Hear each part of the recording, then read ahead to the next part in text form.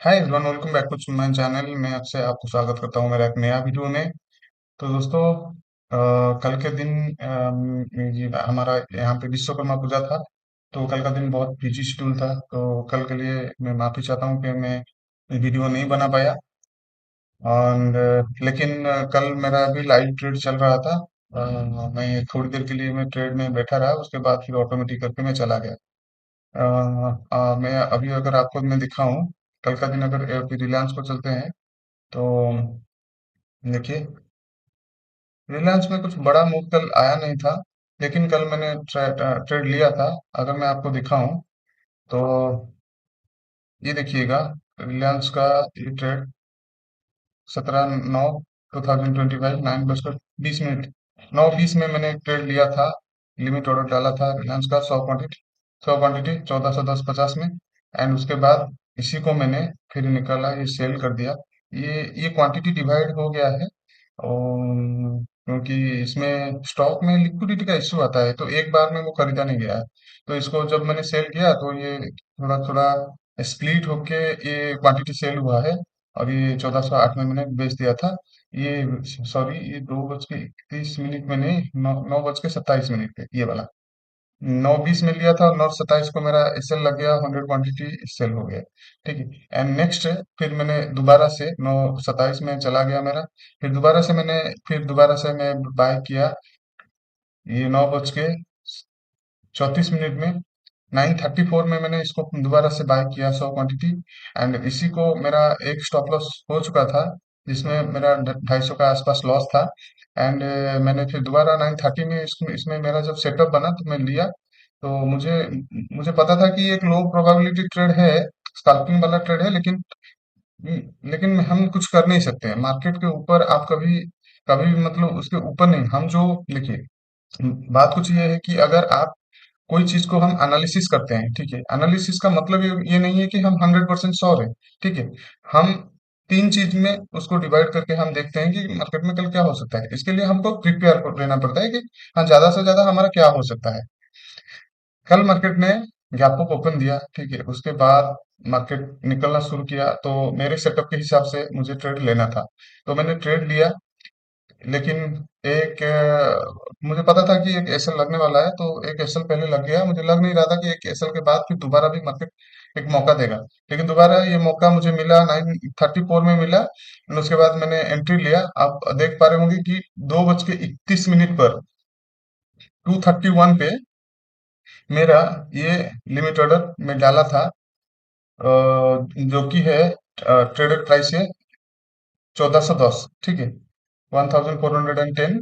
इसी प्राइस में ये मैंने लिमिट ऑर्डर डाला था। मार्केट यहाँ तक पहुंचा नहीं है, मैं दिखाऊंगा अभी।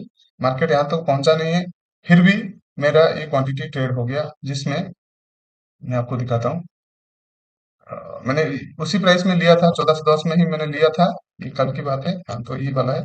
देखिए, मैंने इसी प्राइस में इसको लिया था कल। आप अगर देखोगे,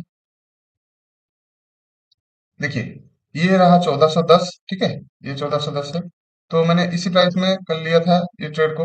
पहला जो कैंडल आया मेरा एसएल लग गया। मैंने दोबारा लिया, एंड दोबारा लेने के बाद फिर मार्केट ऊपर गया, फिर नीचे आया, फिर ऊपर गया। एंड जब ये हाई लगाया, ये हाई 16 के आसपास लगाया था, ठीक है। तब तक मेरा जो पिछला वाला लॉस था वो खत्म होके मैं 400 500 के प्रॉफिट में था।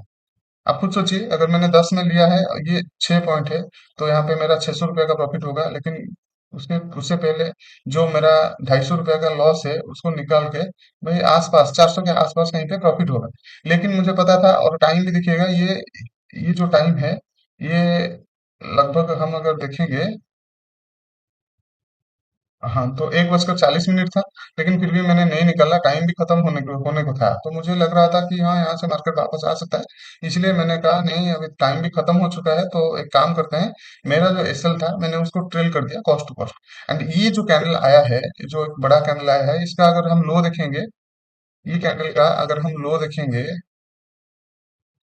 देखिए, ये जो कैंडल है इसका अगर हम लो देखेंगे तो, हाँ, इसी कैंडल का अगर हम लो देखेंगे तो यहाँ पर देखिए, इस जगह पे लो दिखाता है। इस जगह पे देखिए, ये जो लो है 10:30 है, ठीक है। इसका भी देखिएगा, ये भी वही है कि 1410.30, ठीक है। तो इसका ही इतना ही लो लगा था, लेकिन इतना बड़ा ये स्पाइक मार दिया कि मेरा 10 में जो एसएल था वो 10 वाला एसएल हिट हो गया। नहीं तो कल कुछ ना कुछ मुझे कल मैं कॉस्ट कोस्ट निकलता कि मेरा जो पहला लॉस को निकाल के और थोड़ा सा मैं इतना ही प्रॉफिट में निकलने वाला था, मतलब 200-300 प्रॉफिट में निकलने वाला था। लेकिन क्या कर सकते हैं, स्पाइक की वजह से चला गया, क्योंकि यहाँ पर लिक्विडिटी का इश्यू होता है स्टॉक में। स्टॉक को अगर अगर आप इंट्राडे करते हो तो स्टॉक में लिक्विडिटी का इश्यू आता है, ठीक है। ठीक है। देखिए मेरे जितने सारे मैं लॉसेस करता हूँ, आप लोग सीख जाइए किस में क्या होता है। खुद का पैसा लगाने का कोई जरूरत नहीं है। मैं पैसा लगाता हूँ, ट्रेड करता हूँ, आप बस देखिए और सीख जाएंगे। 6 महीना ये आंखें ऐसे बन जाएगा कि आप मार्केट को देख के पता लग जाएगा कि मार्केट क्या कर सकता है। ठीक है। और कल टाइम नहीं हुआ तो मैंने कल कोई भी ये नहीं बनाया था।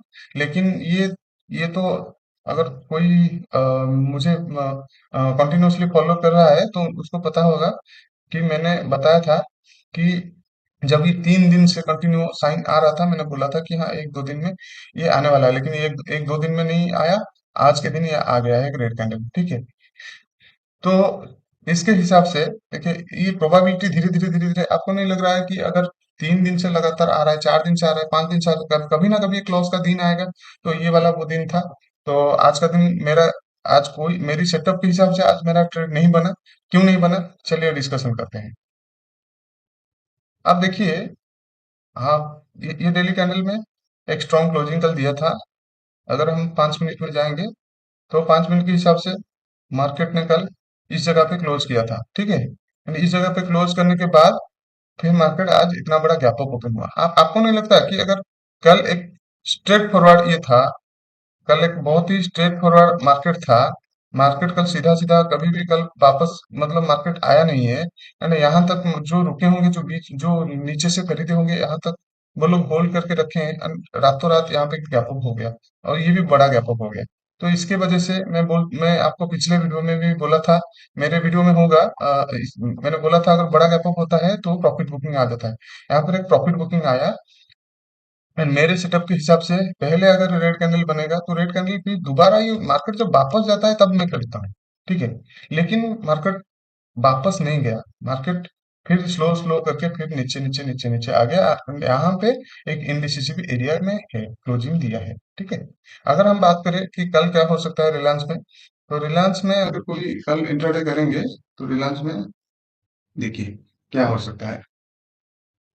रिलायंस का अगर मैं कैंडल देखूं, मार्केट यहाँ से ओपन हुआ, स्लो स्लो करके मार्केट नीचे आया, फिर दोबारा इस इंडिसिसिव एरिया में क्लोजिंग दिया, ठीक है। अब यहाँ से क्या हो सकता है, यहाँ से 3 चीज हो सकता है। या तो ऊपर खुलेगा, या फिर नीचे खुलेगा, या फिर फ्लैट ओपन होगा। अगर फ्लैट ओपन हुआ तो मैं वेट करूंगा एक रेड कैंडल के लिए। अगर रेड कैंडल आया तो फिर इसी जगह पे मेरा एक नीचे के साइड के लिए ट्रेड बनेगा, ठीक है। आप बोलोगे कि नीचे के साइड क्यों मैं ट्रेड बना रहा हूँ। आप देखिए, अगर हम डेली कैंडल में जाएंगे, आपको दिखेगा कि मार्केट 3 दिन से मैं बोल रहा था कि पॉजिटिव है, कहीं ना कहीं एक नेगेटिव का दिन आने वाला है। लेकिन वो कब आएगा, कोई 100% यहाँ पे राइट नहीं है। हम लोग सिर्फ एनालिसिस करेंगे जब तक हमको कोई इंडिकेशन नहीं मिल रहा है, मार्केट में कुछ बनाया नहीं है और फ्यूचर में बनने वाला है करके अगर मैं 2 दिन से सिर्फ डाउन साइड के लिए ट्रेड करता तो शायद ये लॉस, मतलब मेरा, मतलब खामखा जाता। मतलब कोई लॉजिक के बिना मैं ट्रेड करता। अगर ये दिन लगातार अगर मैं ट्रेड करता कि नहीं, एक रेड वाला दिन आने वाला है, सेलिंग का दिन, तो मैं लगातार यहाँ से सेलिंग करता रहूंगा। कब तक, जब तक ना मिले। अरे जब तक मिलेगा तब तक आपका बहुत बड़ा लॉस हो चुका होगा। इसीलिए आपके सेटअप पहले बनाओ, प्लान बनाओ, उसके बाद ट्रेड किया करो। अब मार्केट ने आज एक रेड कैंडल दिखा दिया, ठीक है। और इस कैंडल में इतना स्ट्रेंथ भी नहीं है, ठीक है, लेकिन मार्केट ने हमको एक साइन दिखाया। तो इसके हिसाब से हम लोग कल के लिए प्रिपेयर होंगे कि कैसे ट्रेड करेंगे। अब इस एरिया में 3 चीज हो सकता है, गैप अप हुआ, फ्लैट ओपन हुआ, या फिर गैप डाउन हुआ। अगर गैप डाउन हुआ तो फिर यहाँ पर चाहे ग्रीन बने या फिर रेड बने, यहाँ पर चाहे ग्रीन बनाए कैंडल या फिर रेड बनाए, यहाँ पर ट्रेड बनेगा। अगर यहाँ पर ग्रीन बना और एसएसआर करके मार्केट नीचे आया तो इस जगह पे ट्रेड बनेगा। अगर यहाँ पे रेड बन रेड कैंडल बनाया तो इसका लो ब्रेक होते ही हमको यहाँ पर एक ट्रेड मिलेगा। ये कंडीशन में हमको ट्रेड मिलेगा। अगर ये फ्लैट ओपन होता है, अगर ये फ्लैट ओपन होता है, अगर ये फ्लैट ओपन होता है तो यहाँ पर भी एक पॉज, यहाँ पर भी एक ग्रीन, यहाँ पर भी एक रेड कैंडल। अगर रेड कैंडल जब तक इसको ब्रेक नहीं करता है तब तक मैं ट्रेड नहीं लूंगा। एंड ऊपर खुलने की कंडीशन में मैं बिल्कुल ही ट्रेड नहीं करूंगा। ठीक है, ये रहा मेरा रिलायंस का लॉजिक, रिलायंस का ट्रेड प्लान। ठीक है, अब चलते हैं, हम देखते हैं कि निफ्टी में हम हमारा कल क्या हो सकता है। देखिए, जबरदस्ती ट्रेड करना नहीं होता है, पहले मार्केट में बनाने दीजिए। मार्केट मार्केट खुद बोले कि हाँ हम कहाँ जा रहे हैं, तब जाके ट्रेड करना सही होता है। जबरदस्ती ट्रेड करोगे तो बार बार लॉस ही आपको मिलेगा। ठीक, मैं इस जगह पे भी आप लोगों को भी बोला था कि ये एक डब्ल्यू पैटर्न बना हुआ है। ठीक है, एंड डब्ल्यू पैटर्न का ये टारगेट है जो कि मार्केट एक बार में वो पहुंचा दिया है। ठीक है, अब अगर हम बात करेंगे कि लगातार 2 दिन से स्ट्रॉन्ग स्ट्रॉन्ग फॉलोअप आ रहा था। ठीक है, मार्केट बहुत अच्छा चल रहा था, लेकिन अभी अभी के टाइम पे ये पहला टारगेट उसका अचीव कर चुका है। उसके बाद ही मार्केट में एक बड़ा विक्स आपको मिल रहा है। भले ये नेगेटिव नहीं है, ये पॉजिटिव है, लेकिन ये टॉप में बनना ये अपने आप में ही एक नेगेटिव है। इसके हिसाब से ये एक नेगेटिव कैंडल है। इसलिए ये उसका टारगेट मिल चुका है ऑलरेडी। तो मैं यहाँ से, आप अगर ये कल यहाँ पर क्या हो सकता है, एक मिनट दिखाता हूँ। अगर हम 5 मिनट में जाएंगे, यहाँ पे देखिए, यहाँ पे दो ही चीज हो सकता है, लेकिन ये जो स्ट्रेंथ है, जब जब ये क्लोजिंग के टाइम पे जितना बड़ा मूवमेंट हुआ है मार्केट में स्ट्रेंथ है, तो हो सकता है कल एक बहुत बड़ा गैप अप ओपन हो जाए, और गैप अप ओपन होने के बाद ये तुरंत नीचे तक आ जाए और यहाँ पे कहीं पे क्लोजिंग कर दे। और अगर हम डेली कैंडल की बात करें तो यहाँ पर आपको एक बड़ा सा रेड कैंडल या फिर एक वीक वीक वाला रेड कैंडल आपको देखने को मिले। कल का दिन मार्केट में ऐसे कुछ बन सकता है, ऐसा कुछ बन सकता है कल का दिन। तो इसके लिए आप कल थोड़ा सा प्रिपेयर होकर रहिएगा। अगर हम बात करते हैं इसको कैसे कैसे करना है, देखिए, अगर गैप अप ओपन हो गया तो फिर यहाँ पर ट्रेड करना थोड़ा सा रिस्की हो जाता है। अगर यही कहीं पे ओपन हुआ, अगर थोड़ा सा गैप अप ओपन हुआ, तो हम यहाँ पे ट्रेड कर सकते हैं। कैसे करेंगे? वही दो ही फार्मूला, एक ग्रीन कैंडल में, एक रेड कैंडल में। ग्रीन का हाई ब्रेक करेंगे तब भी ट्रेड करेंगे, रेड अगर घूम कर ऊपर आएगा तब हम एक ट्रेड करेंगे। अगर ये कल गैप डाउन ओपन होता है तो हम ट्रेड नहीं करेंगे। क्यों? क्योंकि मार्केट में वो साइन ही नहीं मिला है अभी तक। वो कैंडल बना है, सही है, लेकिन वो साइन ही नहीं मिला है। अगर गैप डाउन ओपन होता है, अगर बहुत बड़ा गैप गैप डाउन ओपन होता है, तब हम देखेंगे। नहीं तो अगर इसी के आसपास इस या फिर ये एरिया के अंदर ही अगर ओपन होता है तो फिर थोड़ा सा दिक्कत है डाउन साइड के लिए। क्योंकि यहाँ पर सपोर्ट मिल सकता है मार्केट को, और सपोज यहाँ पर ओपन हुआ, यहाँ तक आया मार्केट और ऊपर चला गया।